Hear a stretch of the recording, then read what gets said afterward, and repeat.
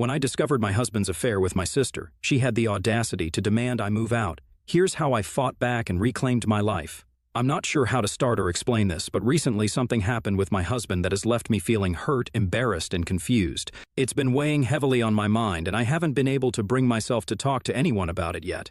Just for context, my husband Ken is 7 years older than me. We met when I was 21 years old and at a really low point in my life. My ex used to be abusive and manipulative, so when I met Ken after my breakup, I found him to be different, or so I thought. He was the perfect boyfriend to me and was the complete opposite of my ex. He would plan all our dates, was a good listener, and knew what he wanted in his life. He told me very clearly that he was looking to date someone he could eventually get married to, since he was older than me. I was not sure if I should continue to date him, as I was not sure about marriage, but as we continued to date, I slowly kept falling in love with him. Now, Ken doesn't have any parents, as he lost them in a car accident very early on in his life. I think this was a big reason why he always craved having a family of his own. When we started getting serious, I introduced him to my family, and my parents absolutely loved him. Ken was charming and confident, and I could see that my dad immediately liked him. Even my older sister, Jamie, had no negative comments about him. I remember very distinctly that Jamie had commented to me that Ken was a great catch. During this time, my sister was single, so I would often invite her to join us whenever we went out. It was great. The three of us always had a blast together, and I loved seeing them get along so well. There was never a hint of anything more than friendship between them. Eventually, my sister started dating her boyfriend, Fred, and we all continued to hang out as couples. While our boyfriends weren't exactly best buddies, they got along fine, and we enjoyed spending time together as a group. However, I would notice sometimes that Ken would get really riled up while talking to Fred. Fred was basically a happy-go-lucky chap who believed in crystals and astrology. Now, there's nothing wrong with that since he and my sister bonded over it, but Ken was vehemently opposed to it. He would tell me things like how my sister deserved much better than a lunatic, or how Fred was a weirdo. I would try to let it slide. However, once, the four of us had gone out for dinner, nowhere fancy, and usually, we would each take turns to pay. It was Fred's turn, and he didn't have the money, so he asked my sister to pay for it, telling her that he would pay her back. Hearing this, Ken openly mocked him, saying how a real man never lets his lady pay and how he could take care of Jamie much better than him. We all froze in shock, and I stared at him incredulously. Ken tried to backtrack, saying he meant that she was a sister to him, since he was my boyfriend and could take care of her like family. I shook my head but kept my mouth shut at that time, since I didn't want to make things more awkward for us publicly. Later, when I confronted him, he insisted that he had grown close to my family and cared about them like his own. He told me that Fred needed to do better, and I asked him to butt out of their business. I told him that he had no right to speak that way to my sister's boyfriend, and I wasn't going to let it slide the second time. Since then, Ken has kept his mouth shut around Fred. Ken continued to have a good rapport with my parents throughout our dating phase, so it was no surprise that when he proposed to me, I said yes. I did have butterflies and felt anxious about my decision, but I did believe that Ken was the one. We had a grand wedding, and I have to say that Ken left no stone unturned in giving me the wedding of my dreams. My parents did contribute partially to our wedding, but Ken shouldered the major part. All my friends and cousins were really envious of my wedding and told me how lucky I was to have found an older guy who had his life together. Throughout all my wedding planning, my mom and Jamie were very much involved in making sure that everything went to plan. We went on a honeymoon to Hawaii, which was a place I had always wanted to visit one day. Ken and I had a wonderful time, and everything seemed to be going smoothly for us. The trouble only happened after we came back home. Ken was at work, and I was working from home. I work as a graphic designer for a foreign company, so I have the luxury of working remotely from anywhere. There was a knock on my door, and I thought that maybe it was the delivery man. I opened it up to see a pregnant woman standing on my doorstep. She told me she was looking for Ken. I told her he wasn't at home at the moment, but I would be happy to take a message for her. She looked at me intently, biting her lips nervously. I could feel like something was wrong, so I asked her if she was okay. The woman started to cry and asked if she could come in. I was a bit apprehensive, but she genuinely looked pregnant, and I didn't want to be cruel. I let her in and gave her a glass of water. Once the woman had calmed down, she asked if I was married to Ken, and I nodded. She then went on to tell me that she had no idea about this when she slept with Ken 4 months back. My stomach dropped as I stared at her, and I could feel the ground beneath me shaking. She told me she was pregnant and didn't know what to do since she didn't want children. She told me how she wanted to abort, but didn't have the courage to do so. Hence, she had tracked down my husband from his LinkedIn page. She told me how she had followed him back from his office to our home yesterday evening, but couldn't let herself knock on our door since it was a Saturday. Today, she assumed that he would be home and had come to confront him. Unfortunately for me, my husband was working, hence I was the one who opened the door to her. My heart felt like it dropped into my stomach. I couldn't process what I had just heard. The man I was married to, the man I had supported through thick and thin, had betrayed me. I rushed to the bathroom, trying to make sense of it all. How could someone I thought was sweet and kind do something so awful? I had been nothing but supportive and loyal throughout our entire relationship. It felt like a punch to the gut. I started to hyperventilate, and everything felt like a bad dream. The woman kept crying and pleading with me to calm down, and I felt sorry for both her and me to be in this predicament. I called my husband and told him that he needed to come home immediately. I don't know whether it was the way my voice was shaking, but he did leave work in the middle of the day to drive back home. When he entered the house, his eyes fell on me sitting with the woman. Immediately, I saw his face drain of color. I knew then, without him even admitting it, that the woman was right. My husband had indeed cheated on me. The love of my life had gotten another woman pregnant. Tears ran down my face as my husband came up to me and got down on his knees. He started to tell me how this was all a mistake and he never meant to hurt me. I kept asking why he would do this to me, and he told me that it was just a one-night stand and that it meant nothing. He then went on to explain how 4 months ago, he was too stressed out with our wedding planning and met her in a bar when he and his co-workers were out drinking. She approached him, and he found her attractive. They hooked up in the bathroom, and that was that. To her credit, the woman agreed with him and told him how she thought she would never see him again until she found out she was pregnant. I shook my head and informed Ken that his one mistake was now going to cost us because she is pregnant with his child. At that moment, I wished I was never married to him. My heart was in pieces. Ken shut his eyes when the lady informed him that she was pregnant with twins. He then asked her, since she was just a stranger to him, so there was no guarantee that it was even his children. The lady agreed to do a paternity test. She told us how she didn't want the babies or any child support. She had been thinking about giving up the babies but decided to inform him before she did that, since he had a right to know. She told us that we could decide and let her know whatever we wanted, and then she left. The next few days, Ken continued to plead with me not to leave him. He kept telling me how that woman meant nothing to him and that he wasn't in the right mind. There were so many justifications that he came up with, which all boiled down to him saying that this would never happen again. I felt like I was walking through a fog during those days. I would stay curled up in my bed for days because I didn't know what to do. I did want to leave him, but at the same time, I felt like I would slip into depression. Everything felt different and broken. I could still remember how devastated Ken looked when the woman told us that she would be giving up the babies for adoption. Ken and the lady did end up getting a prenatal paternity test, which proved that it was indeed his kids. Up until that time, I had a bit of hope that maybe she was wrong, but the pain returned when I saw the results. Ken sat me down and informed me that he had always wanted to be a father and how this should be a blessing for both of us. I looked at him, pissed, as he continued to explain how we should think about adopting the babies from the woman. Hearing this, I started yelling at him, asking him if he had, in fact, gone crazy. I told him that there was no way that he was going to suggest something so ridiculous to me. But Ken tried to pacify me, saying how we were always going to have children down the line, so why not adopt the kids when we have the opportunity to do so? He told me how God was giving me the perfect opportunity to never have to worry about getting pregnant down the line since we would already have these kids. When I was still not convinced, he started talking about how difficult his life was when his parents passed away and how difficult living in an orphanage was. I knew that this was a dark phase in his life, and he did go to several foster homes, which scarred him even further. Ken broke down in tears and begged me to think about this with a cool mind and reconsider my decision. I asked him about what we would even tell my parents, since his cheating incident was embarrassing enough, and I could not let my family find out that I was going to raise his affair kids. Ken winced at the words and told me how I knew that the woman meant nothing to him, and that when it came to the children, I had nothing to worry about, since we could always say that they were adopted. I started to laugh and pointed out how that might be difficult since the kids might start to look like him. But Ken told me that we would cross that road when we had to. He assured me that he would take care of me and the kids, and we would be one big happy family. Ken is a really smooth talker, and for the next few days I did catch myself mulling over his idea. It was true that the woman and Ken had no emotional connection, and she seemed like a nice person since she had been quite truthful to me. She definitely had no intentions of keeping the children, and it did make me sad thinking about the twins going into the system. If I didn't leave Ken and decided to stay with him, I didn't know if Ken could ever recover from that situation, knowing his children were growing up in strangers' homes. If I did decide to leave Ken, I would have to come clean about his cheating, and this would just hurt my parents as much as it had hurt me. Besides the cheating, he was a good husband to me, and I didn't want our marriage to end so quickly. I didn't know if I could forgive him completely, but I decided that if we did decide to adopt the twins, we needed to go about this the legal way. When I informed Ken about this, he was beside himself with joy.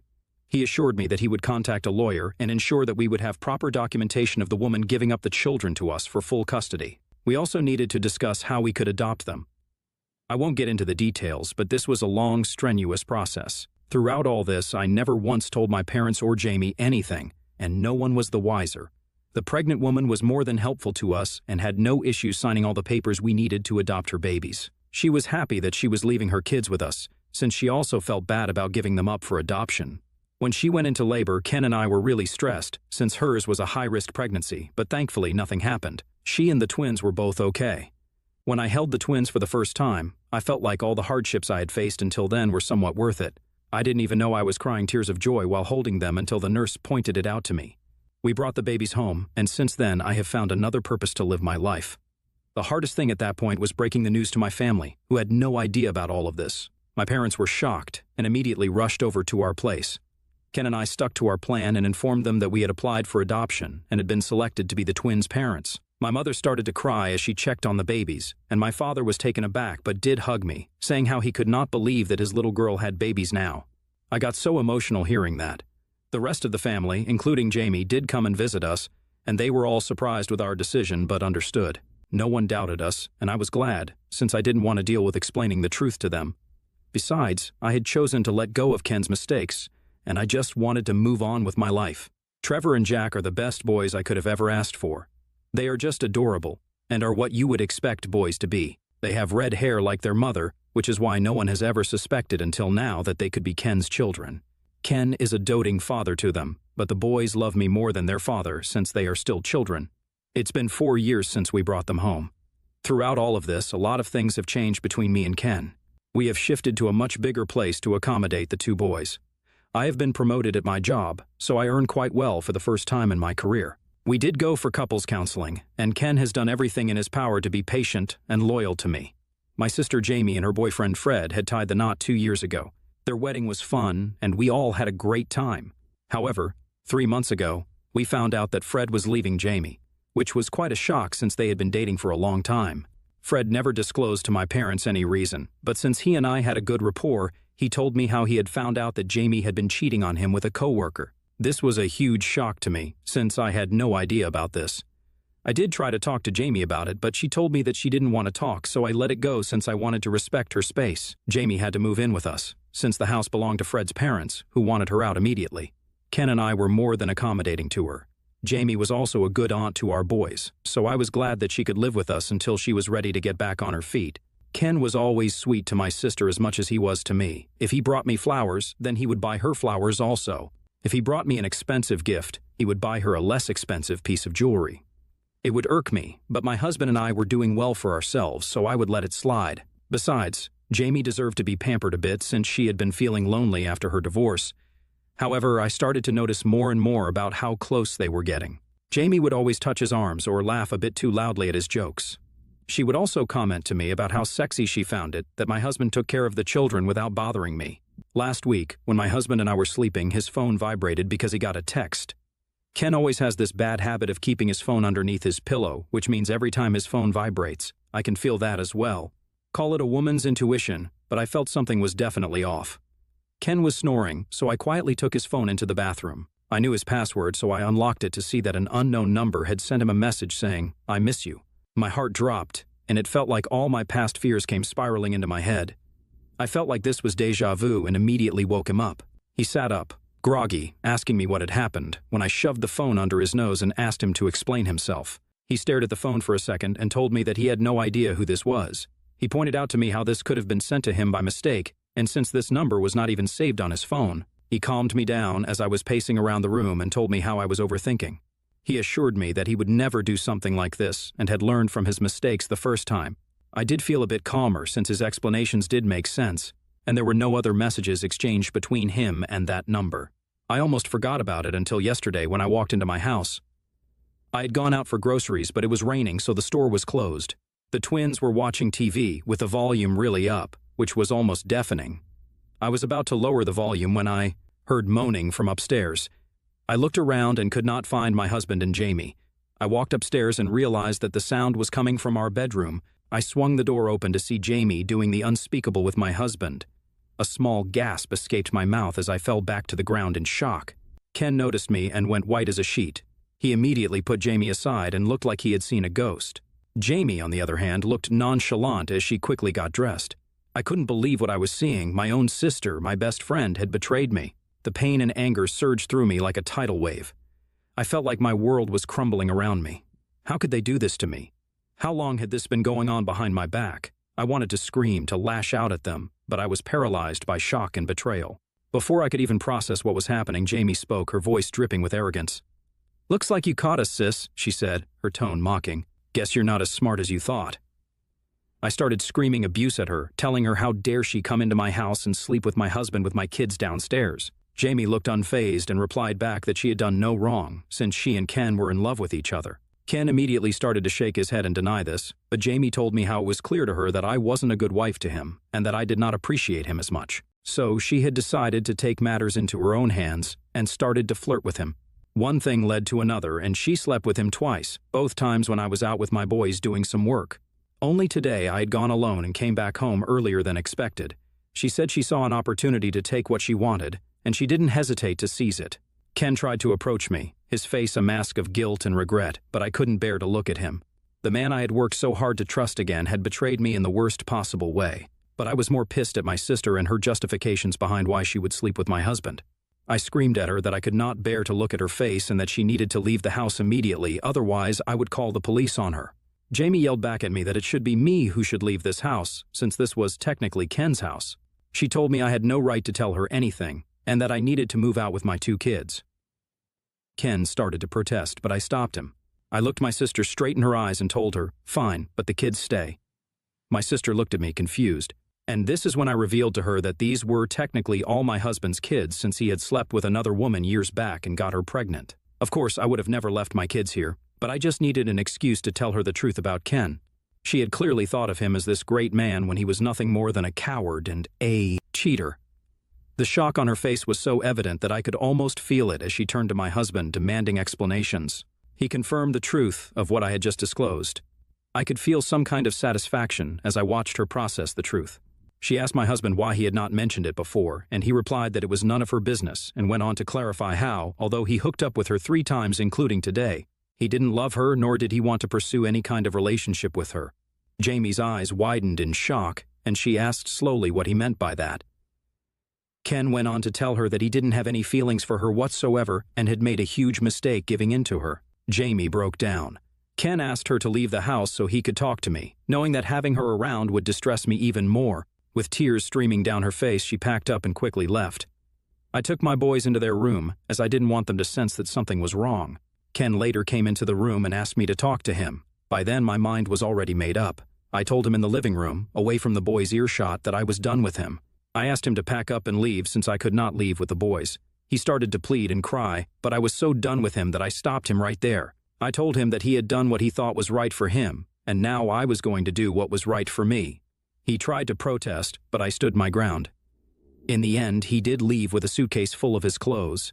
He told the boys that he was going on an urgent work trip so they would not feel something was amiss. This all happened yesterday, and I have woken up today feeling broken. I feel really bad for the twins who probably have no idea that their parents are going to split up. I grew up with parents who still loved each other, and I don't want to subject my kids to the ugliness of divorce, yet I know it would be the right decision to leave Ken. Would I be in a hole to my kids for divorcing their dad? Update 1. First of all, thank you so much to everyone for your kind words. Since I wrote this post last week, I am shocked that a lot of you have reached out to me with similar stories, and this has given me the assurance I need that I am heading down the right path. The twins do ask about their dad sometimes since it has been a week, but then they get easily distracted with their toys. Ken texted me this week, saying that he is living in a motel at the moment and sent me several long messages, saying how my sister was to be blamed for all of this and how she seduced him. I have left him on read. I have no idea where Jamie is, and I honestly do not care. She has not contacted me once since leaving the house. Update 2. The first thing I did this week was talk to my parents. I knew Jamie would never have the balls to tell them anything, so when I turned up at their place unannounced, they were surprised but happy to see me and the boys. When I finally told my parents about everything, they were shocked beyond words. I know a lot of you had written to me that maybe my parents would not believe me, but in my case, my mother didn't even hesitate before hugging me as she and I broke down in grief. My dad looked pissed and started to say how he could never forgive Jamie for doing this to me. Then I told my parents that I had even bigger news to tell them. My parents looked at me worried as I confessed to them about how the twins were actually Ken's kids and were not adopted. My parents' expressions morphed from concern to disbelief as they grappled with this new revelation. They questioned me as I revealed to them about Ken's cheating incident with another woman and how we had adopted the children from her. My parents sat quietly for a moment, looking stunned. I told them that even though the twins were not biologically mine and were a product of Ken's indiscretion, I no longer cared about it, since I had officially adopted them and I was their mother. I have loved them like my own since the first day I brought them back home. My parents assured me that they would always have my back, and if I wanted to fight for custody of the children, they would be happy to help. My dad told me that he would help me find the best lawyer in our town so I could start preparing for my divorce. Update 3. Hi everyone, it has been 3 months since my last update. Many of you have reached out to me asking for an update on my situation, so here I am. I'm currently separated from my husband, and we are going through the divorce proceedings. Ken and I did talk to the twins about our divorce, and even though they didn't understand all of it, they were sad that we were no longer going to live in one house. However, we tried to lighten the mood by highlighting the silver lining, the opportunity for double celebrations, like Christmas and birthdays. As for Ken, he has offered apologies repeatedly for his betrayal with my sister.